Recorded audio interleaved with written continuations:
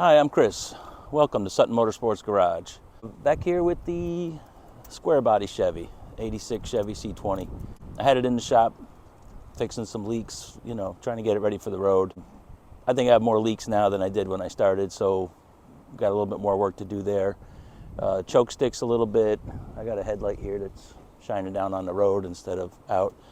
And a few little things to fix so we can get it out and be able to drive it. So let's get started on this.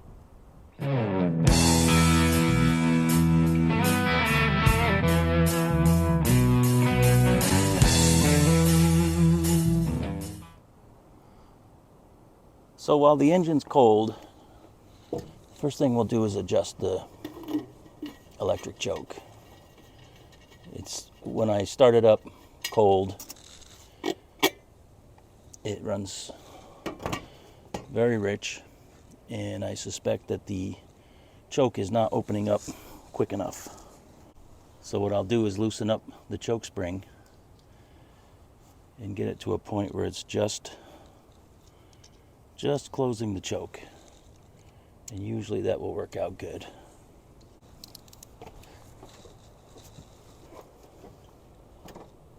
Okay, so I hit the throttle, the choke is completely closed, and it feels like it may have a little too much tension.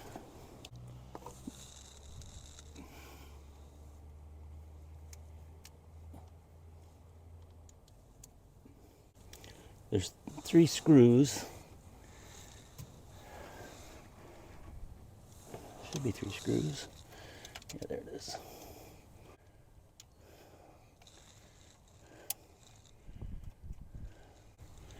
And adjust the choke. There we go. So we can back this off.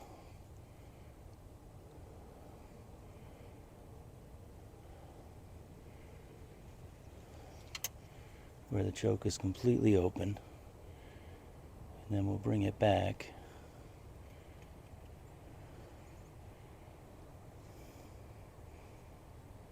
Right about there.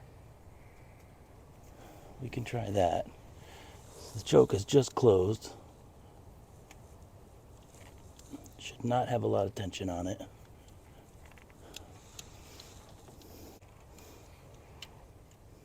That should be better. And once we start the engine, there's a spring in here. When you put electricity to it, it starts to coil in this direction, which will open up the choke.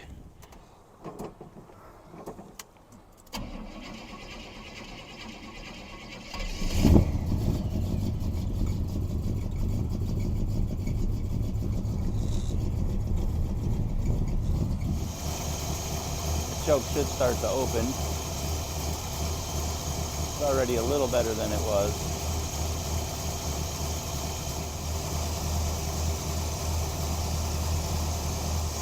Alright, so the choke is pretty much open.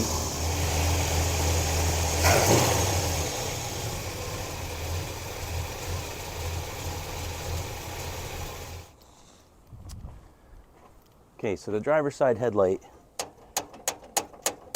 I'm not sure what's going on. I believe I tried adjusting it. It doesn't adjust up, so there's something messed up in there. So I'm going to take this outer frame off of it, and let's see what we're dealing with.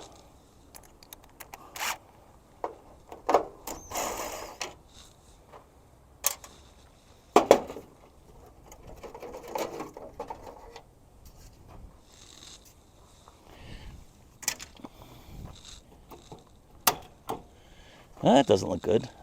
Oh, I see we got the plastic adjuster nut is out of the body back here. Or it's broken. It might be broken.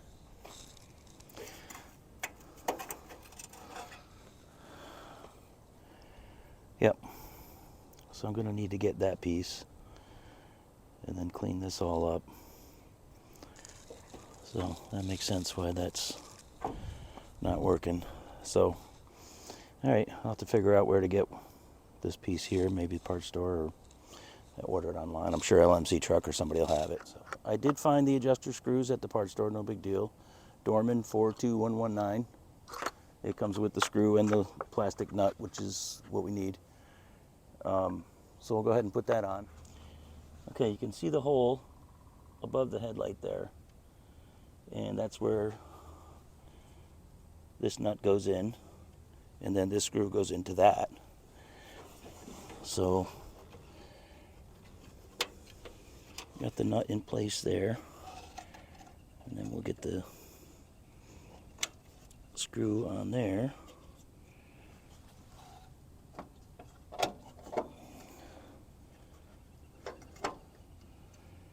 And then we just need to screw that into the nut.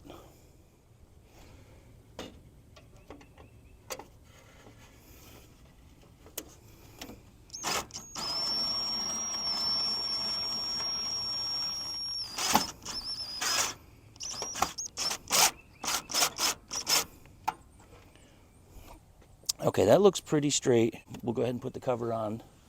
I can mess around with that later at night and adjust it where it needs to be, up or down, but that looks definitely much better than it was.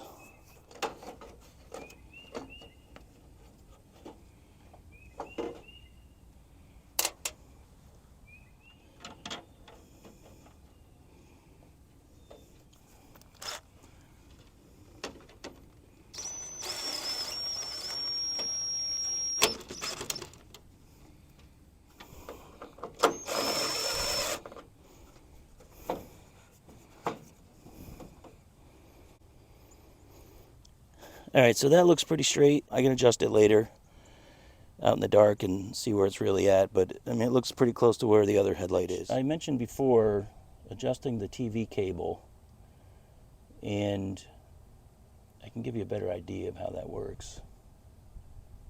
The cable comes through right down here, and it just pops in place. There's a button that you can push, and I don't know if I can get to that right now. Where is it? So you can push the button in, which allows you to push the cable. You can see the cable. So I have the cable pushed all the way in there. Now that will come out on its own. Now here's an important part here. This is the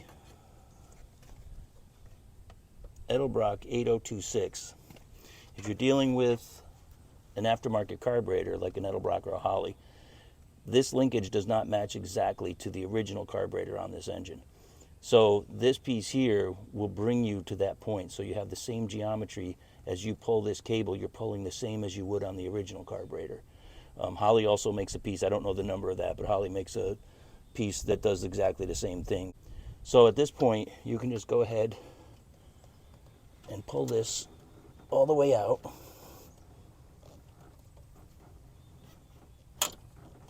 And you can hear that pulling out with it. So now, when you're at full throttle,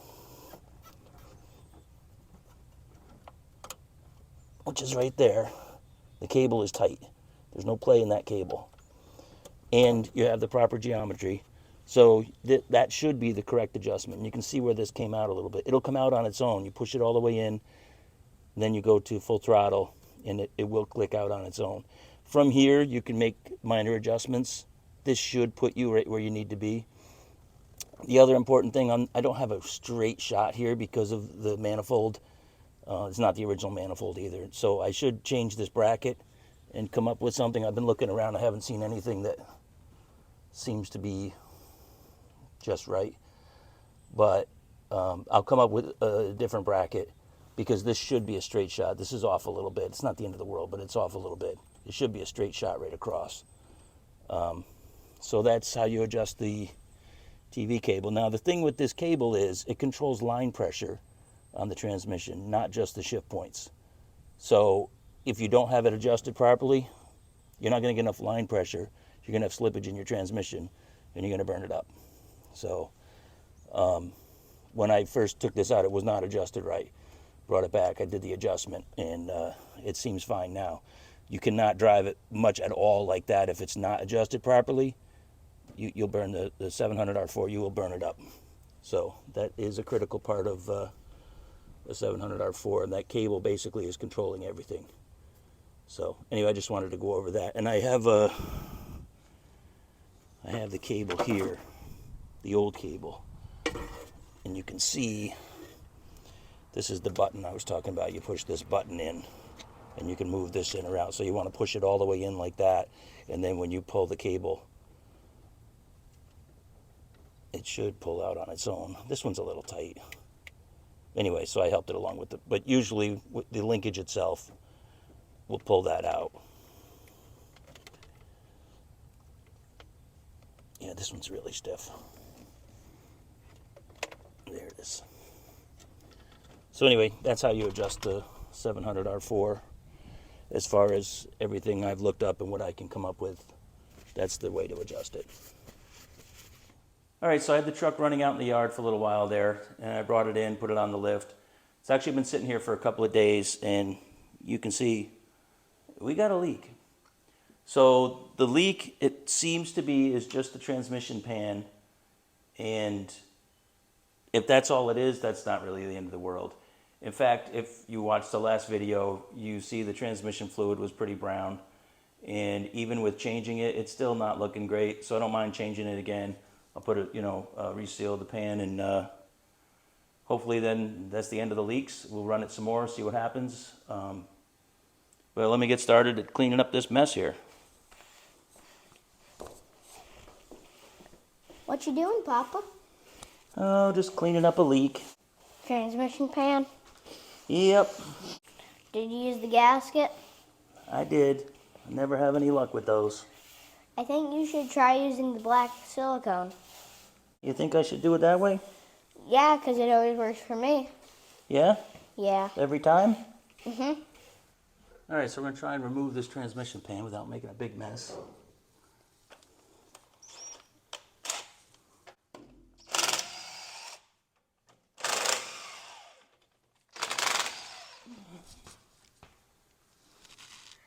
Some of these are a little tricky to get to with the cross member kind of right in the way, but we'll get to them.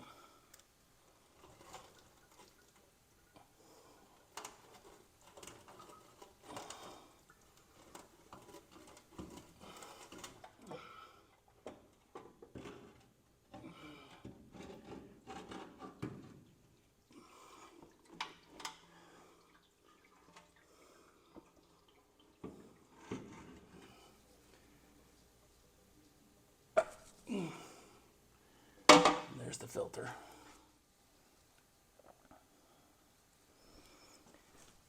All right, so there's the pan.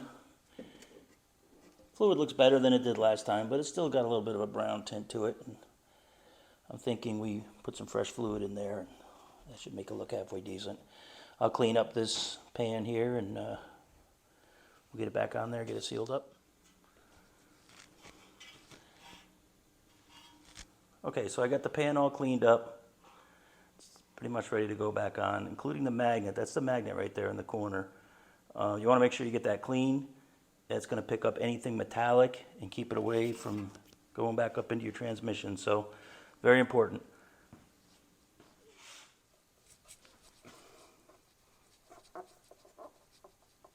That should be good. All right, I got my pan all siliconed up here. I'm going to go with just silicone and no gasket because that's the only way I can seem to get them to seal. So that's the route I'll be taking.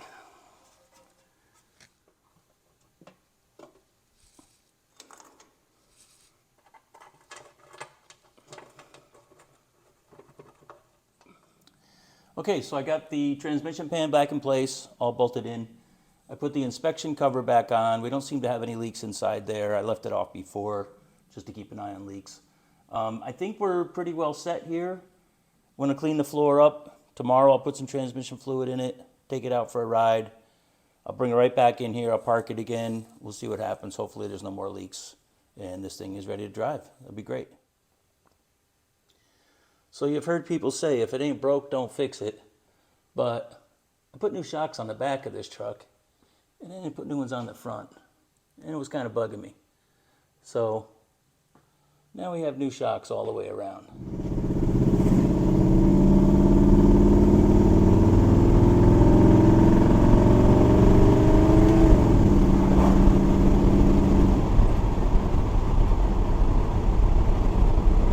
like it's shifting good.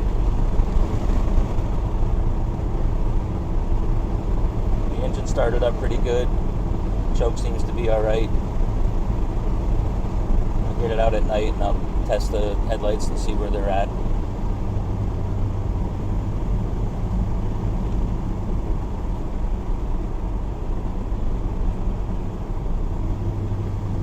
Right now we'll pull it back in, we'll park it on the lift, see what happens, if there's any leaks or if we're good. I drove it around a little bit, so hopefully if there's any oil leaks on the engine, we'll see. I didn't have any before, but I don't know. It'd be nice to see a dry floor in the morning.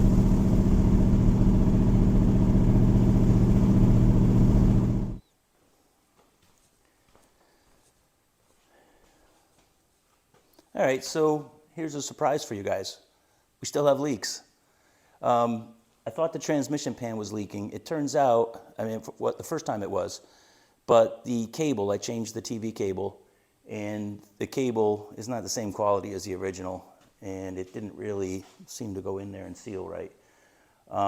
It turns out the end up by the carburetor is actually changeable. Now, mine was so mangled up I couldn't tell that.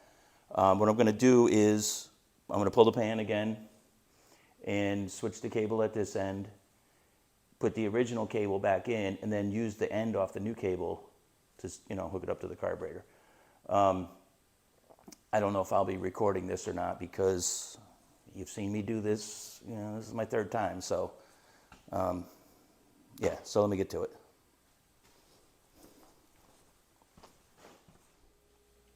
All right, so this is the original one that was in there. And I will show you the other one when I get it out. All right, so this is the new one, which actually bent when I put it in there, and I don't know if that's something I did. Here's the seal. I'm not exactly sure what happened there, but I'm going to try and put the old one back in. Since this one is bent now, I don't think it's going to seal properly. So, I'll see how it goes. Okay, so I changed the transmission cable, sealed the pan back up, took it outside, I ran it a little bit, got it up to temperature, got the transmission fluid level where it needs to be, took it out for a ride around the neighborhood, brought it back in here, put it back on the lift. It's been sitting here for probably 4 days or so. The only leak I'm showing at all, I got a drip off of the drain plug on the engine oil pan, which I can address that without tearing the whole truck apart again, which would be great. So I think this thing's ready to go out and drive around and see if I can't find some more things wrong with it. In the meantime, I have going to do an instrument panel upgrade from lights to gauges. Got more interior work to do, got some body work to do, got some projects on the 69 C10, got some projects on the Polaris Sportsman 500. Plenty of videos coming up, so stay tuned. And thanks for watching the channel. I appreciate it.